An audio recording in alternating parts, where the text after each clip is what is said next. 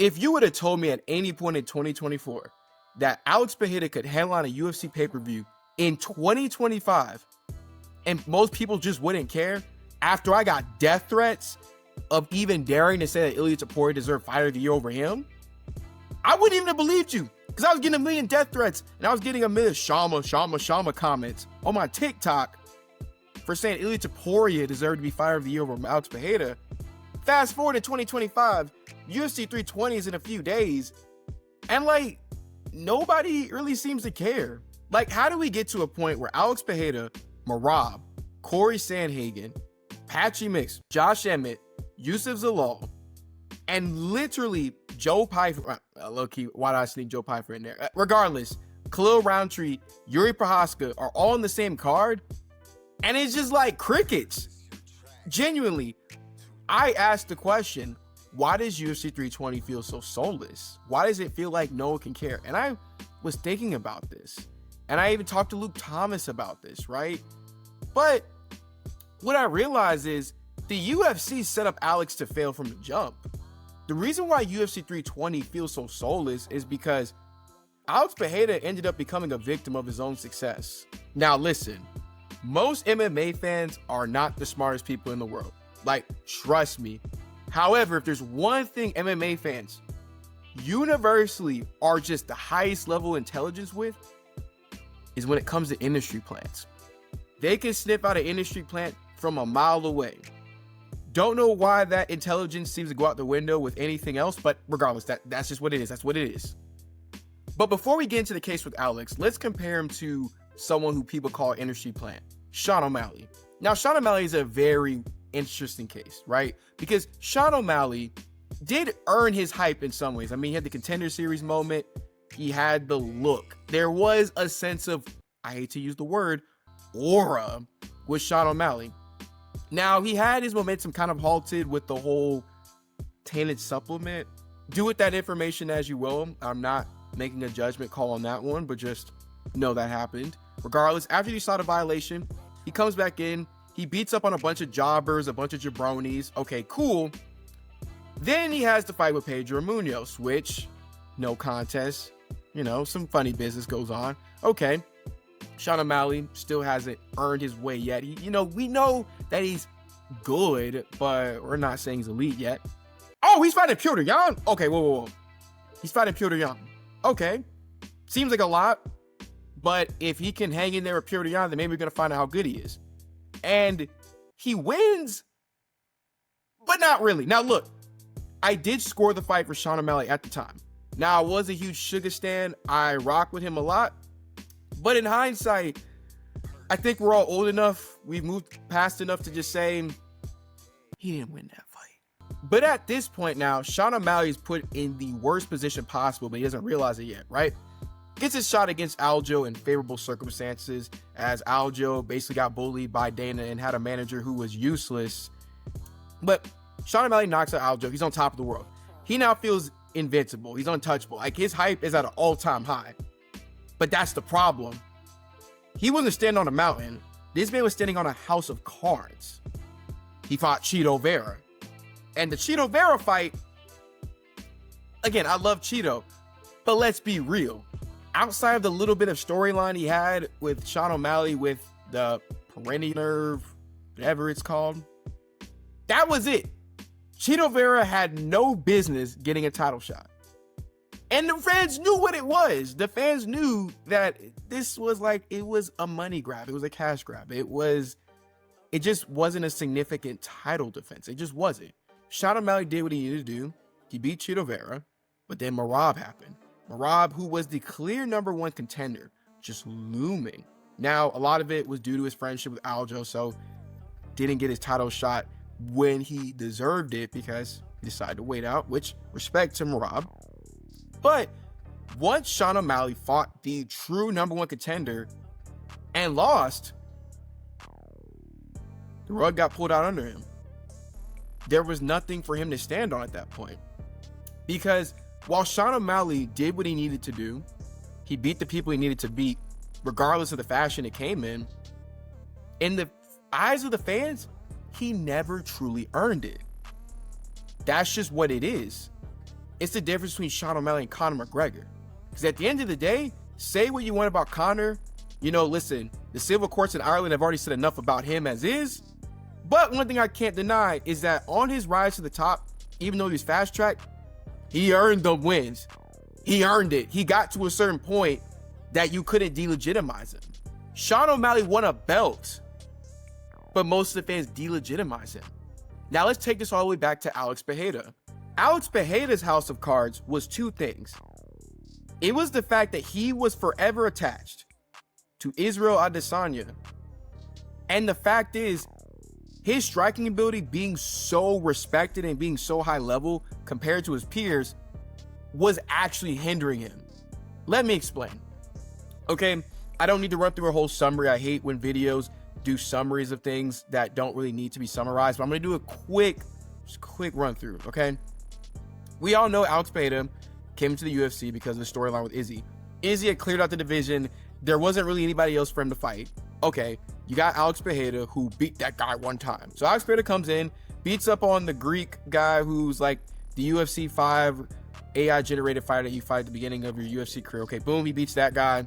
All right, beats up on Bruno Silva. Okay, cool. All right, went to a decision. Bruno Silva, by the way, had a crazy chin in that fight.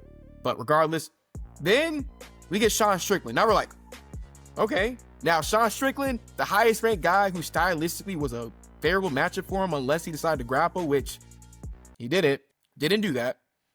Knocks out Sean Strickland. Now it's like, okay, boom. You got Izzy versus Alex. You got the storyline. You got everything you need. But there's one thing missing. When Izzy came into the UFC, he went through the murderer's row. So by the time he got through Gastelum and got to Whitaker, you couldn't delegitimize Izzy. You just really couldn't. Even if he would have lost to Rob, you couldn't really say that he didn't earn it. The issue with Alex Pereira was he did earn it because in order to have the storyline with Izzy, he had to have beaten him previously, albeit not in MMA, but he had to be legitimate in some way to get fast-tracked. It wasn't like just because he was this crazy personality, the dude didn't even speak, he just grunted in the beginning. But the problem was, there was this level of resentment from a lot of MMA fans who were like, yeah, the storyline is cool, but he got fast-tracked. But he did the thing. He won. He beat Izzy. Now, albeit he was getting whooped for a good amount of that fight, he was getting taken down and controlled, but he won.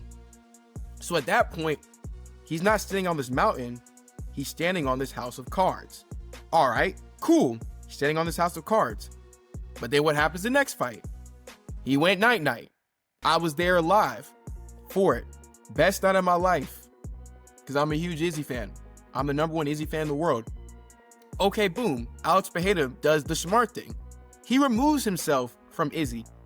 Because if all he ever did was just run back the trilogy with Izzy and try to finish the series there, he would never have built his own legacy. But then he goes up to light heavyweight. Okay, cool. Fights Jan Blachowicz. Fight's a little weird, but he wins. He wins the fight. He does what he needs to do. Now, he gets to the title fight against Jiri for the vacant belt. And he does the thing. Oh, he does the thing. And then he does it again after beating Jamal Hill. Then he does it again against Jiri Prochazka. And then this is where it gets weird. After he beat Jiri Prochazka, there was one guy that was the obvious pick to fight Alex next. It was Khalil Roundtree. Duh. The guy who was coming off of a weird PED violation was the next guy to fight Alex, clearly.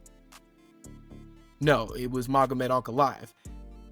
The UFC just painfully made it so obvious that they did not want Alex Pereira to fight Magomed Ankalaev. But if he was not ducking Magomed, the UFC did him no favors with helping that narrative. What does Magomed do after being the clear #1 contender? He does the obvious thing. He fights Rakic. Now you might say, whoa, Jay, hold up. Magomed wasn't really the #1 contender because he had his title shot already, and he went to a draw with Jan Blachowicz. And to that I say, fair enough. But he won after. It didn't just end there. It didn't end there. He won fights after. And clearly, after we've already gotten Yuri out the way, we've gotten Jamal Hill out the way, we go down to number 8? Khalil Roundtree, a guy who is what? A Muay Thai striker. It's just too, you can't fool these people. You can't fool us, Dana. We know what this is. So Alex goes out there, puts on a good performance late down the stretch in a fight that was better than we thought it would be. Khalil Roundtree dang near fought to his potential for the first 2.5 rounds, performed way better than we expected, but again came up short. Legitimized Khalil Roundtree, but that fight actually in a lot of ways delegitimized Alex, even if people didn't realize it at the time. Because now it's like, okay, we clearly skipped over Magomed to fight Khalil Roundtree. And now Magomed is looming, just waiting. The fight finally happens between Magomed and Alex after feeling it may never happen. And then what happens in the fight? Well, a little bit happens, okay? People will tell you that this fight was just, oh, Magomed just held Alex up against the fence. And anybody who tells you that all Magomed did was hold Alex up against the fence, either A, did not watch the fight, or B, is being so dishonest. Because Alex Pereira, the scary thing was, he got outstruck. He got beat on the feet. That's what it was. I mean, yeah, you had a little bit of like cage work in a couple rounds, but he got outstruck. But it didn't even matter about that. Because when I talk about him being a victim of his own success, it was the fact that Alex Pereira was seen as this scary striker, this guy who was just the final boss when it came to striking at light heavyweight. So what were guys doing to prepare for this scary striker outside of Jan Blachowicz? Did they work on wrestling? Did they work on grappling? Did they work on jiu-jitsu? No, they just didn't bang with him. So even though that's what Magomed did for the most part, because he grappled just a little bit, but not really, people who already had this like feeling of once somebody just takes down Alex Pereira, or once somebody just mixes the martial arts on Alex, it's over. Once it happened, they were like, yep, okay, he's not legit for real. He got set up for failure. If the UFC would have booked him and Magomed just earlier in the run and had not skipped over Magomed, if he would have lost, I can guarantee you without a shadow of a doubt, the UFC fan base would not have turned on Alex the way that they did. But here we are now. Because if we're talking from an entertainment perspective, we want Alex to win. Alex is the more intriguing fighter. There's higher legacy potential for him getting the belt back. It's just, I'm going to be blunt, it's more fun when Alex is champion. That's just the honest truth. And I'm someone who is a purist of the sport, but I can acknowledge that fact. If Magomed beats Alex, there's fresh matchups. The division does get way more open, but I'll be honest, there is just less aura to it. That's just what it is. But yet, it doesn't seem like the fan base is really hoping for this outcome. A lot of people have kind of just written this fight off as it's just filler. And a lot of the fight in the co-main event kind of parallels this as well with the idea of Marab versus Corey Sandhagen. It's just filler, which it's not, by the way. That fight is way more competitive than people think, but that's for a different video. But to get back to the main event, UFC 320 feels soulless because at the end of the day, Alex Pereira's run was built on a house of cards. Alex Pereira earned it every step of the way. He won the fights he needed to. He stepped up on short notice. He did everything he was supposed to. He was the literal fighter of the year last year. He was the fighter of the year last year. And yet, it took one loss from him, and people are just cool off of him now. And UFC 320, a card with 2 title fights. And if you think about actual name value, I'm not going to say it's stacked, but it's not bad at all. It's a good card. But the problem is, no one cares. And the UFC did it to themselves. And the last thing I'll leave you off with is another person who may get this same exact treatment is going to be Ilia Topuria. Because if Ilia Topuria fights, let's say, Gaethje or Paddy Pimblett next, and he beats them, but he runs into Arman Tsarukyan and he loses, the same fate is waiting for him. So, while UFC 320 is happening in a few days and no one cares, I think we need to take this as a cautionary tale that you cannot force a fighter on the fans. No matter how hard you try, no matter how high they rise, if you plant a fighter, everybody's just waiting to see them fall.